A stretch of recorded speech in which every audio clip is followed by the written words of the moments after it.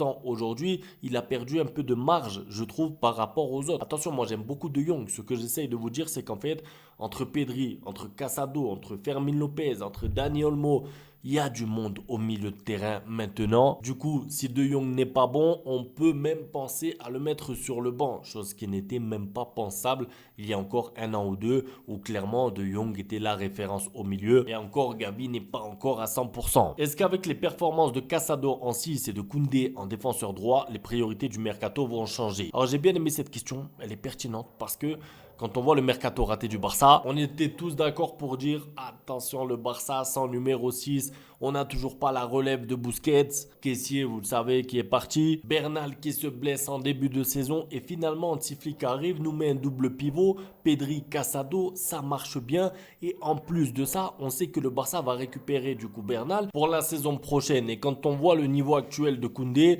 il n'y a plus besoin d'arrière droit pour être titulaire. Par contre, pour la doublure, on sait que bon, il y a Hector Ford qui peut dépanner. Est-ce que le Barça peut aller chercher une meilleure doublure? Est-ce qu'il faut attendre qu'Hector Ford continue de progresser? C'est ça la vraie question, mais sinon le poste d'arrière droit est sécurisé avec Koundé qui a l'air en plus de prendre du plaisir maintenant en jouant arrière droit. On verra donc les priorités pour le mercato lors du mercato ou en tout cas d'ici la fin de la saison selon les besoins. Loquito, je trouve qu'on gagne hier mais le match n'était pas fou collectivement ou j'abuse. Alors moi c'est la première mi-temps qui m'a un petit peu fatigué. Je trouvais que le milieu de terrain manquait d'énergie avec De Jong notamment. Le côté gauche avec Martin, vous le savez. Mais globalement, on va pas exagérer non plus, les gars. Le match est réussi. Tu gagnes quand même 5-2 à l'extérieur en Ligue des Champions.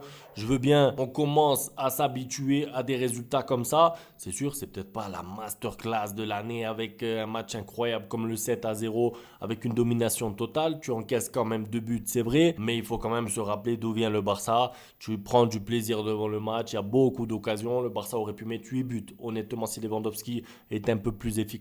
Donc pour moi, ça reste quand même un match réussi. Est-ce que le Barça peut faire mieux? Oui, toujours. Rafinha Ballon d'Or déjà, il est juste sensationnel. C'est vrai qu'il est très fort, il est très en forme maintenant, je vous l'ai dit. Pour le sujet du Ballon d'Or, les gars, on va devoir se mettre d'accord sur un joueur et ne pas disperser nos énergies pour qu'ensuite les votants votent un peu Lamine Yamal, un peu Lewandowski, un peu Rafinha, un peu Dani Olmo et ensuite on se retrouve avec un Madrilène Ballon d'Or à cause du partage de votes. Mais pour ça, on verra le déroulé de la saison et surtout les matchs les plus décisifs qui vont commencer, vous le savez, février, mars, quart de finale Ligue des Champions, etc. On encaisse 2 buts, faut-il s'inquiéter? Non, moi en tout cas je m'inquiète pas. Je m'inquiéterai en fait quand le Barça encaissera 2 buts et n'aura plus d'occasion. Ça veut dire que quand le Barça encaissera 2 buts mais pourra marquer qu'un but ou deux et que du coup le match est difficile contre des petits, contre des faibles et du coup tu perds des points, on pourra s'inquiéter. Mais là en fait si tu prends 2 buts mais que tu en mets 5, bon ben tu as beaucoup de marge. Surtout comme je vous ai dit, le Barça aurait pu en mettre 6, 7 ou 8. Donc encaisse 2 buts, d'accord, parce que tu as un pressing très haut et parce que tu as un football à risque. Ça veut dire que tu prends des risques, ta ligne défensive est très haute.